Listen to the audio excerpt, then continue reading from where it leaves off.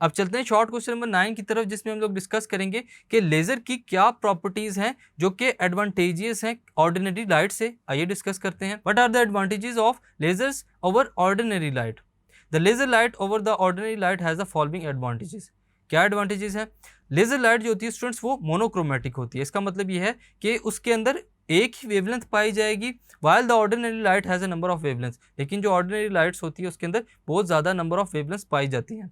Laser light coherent होती है, light waves are in same phase. जितनी भी लाइट वेव्स आ रही होंगी स्टूडेंट्स उनके फेजेस सेम होंगे, while light waves have no phase coherence. जो लाइट वेव होती है ऑर्डिनरी उसके अंदर फेस कोहेरेंस नहीं पाई जाती, वहाँ पर फेस शिफ्ट जो है वो हर एनर्जी लेवल के ऊपर, हर वेव के ऊपर चेंज हो सकता है। Laser light moves in the same direction, same direction में जाएगी, फोकस्ड होगी किसी पॉइंट के ऊपर, टारगेट के ऊपर। लेकिन जो ऑर्डिनरी लाइट होती है स्टूडेंट्स वो फैली होती है तमाम डायरेक्शंस के अंदर।